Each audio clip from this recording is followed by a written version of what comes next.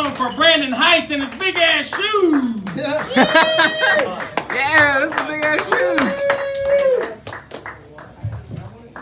Well, it's actually Dave Heights. But that's okay, because there aren't a whole lot of people here tonight.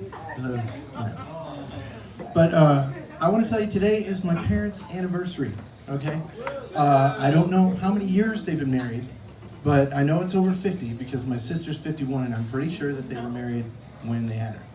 So it's over 50, that's really all I know. But happy anniversary, Mom and Dad.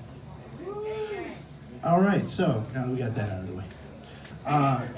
Christmas yesterday, inevitably, there's going to be something that goes wrong.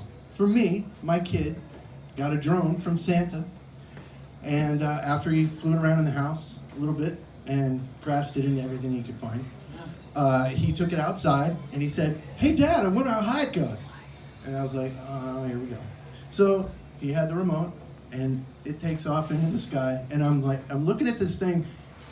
Santa only paid $30 for this drone. I just happen to have that in good authority.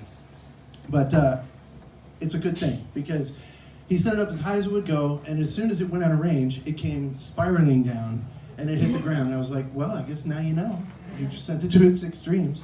So I went inside and he was, running the drone down the street, and I was like, okay, everything's good now. No, he comes back and he says, "Dad, the drone is on the roof." And I said, "Our roof?" "No. Across the street."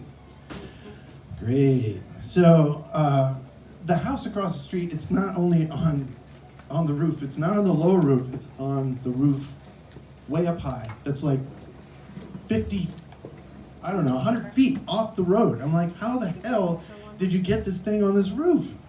So we go over to the next door neighbor's house, and we ring the doorbell, and somebody answers and they say, "Hello?" And I say, "Hey, my son flew his drone on your roof. Can we go on your roof and get it back?" And she says, "Oh, I'm sorry, we're in Yorktown today." I was like, oh, that's not good.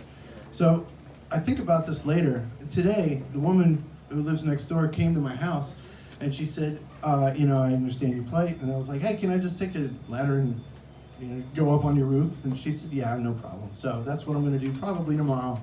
I don't know, I got to work up my nerve. But this is all from one day at Christmas. This is, and you go through a lot of stuff before you even get to Christmas. It's a tough gig as a parent, I'm telling you.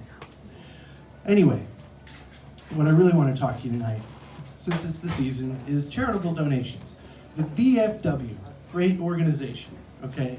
I have nothing against it. I got this letter from them in the mail one day with a $2 check. Very nice letter. It says, "Hey, we would love for you to send back this check and please give us a donation." So I was like, all right, I don't usually donate to charities. I just take the address labels, say thank you very much, toss it in the trash. I'm not a horrible person, by the way, okay? Because I did donate $35 to the VFW. It took them 3 weeks to cash the check, okay? 3 weeks. I'm like, do they have people from the VFW working to cash the checks, and is this a good thing? I don't know.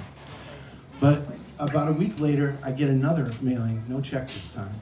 But I get the address labels. So I'm like, well, I just gave you $35, so I'm not going to donate this time. Sure. So another week goes by, and I get a calculator and a pen and a pad of paper. I'm like, wow, they must have really appreciated that $35 that I sent to them. So I took all the stuff out of the package and threw it away, because I already gave them $35. My conscience is clear. Okay. So another week goes by. You know what I get this time? Coasters. So I start adding all this stuff up in my head about how much they've sent me, how much it costs them for the postage, how much it costs them for all the stuff that they've sent me. And I'm thinking, it's getting darn near to that $35 that I just sent to them. Am I really just sending them money so they can send me back stuff I don't want or need? I think they are. So that's my story tonight. Thank you guys for listening. I appreciate it. Let's hear it for your MC. Coming back up to the stage.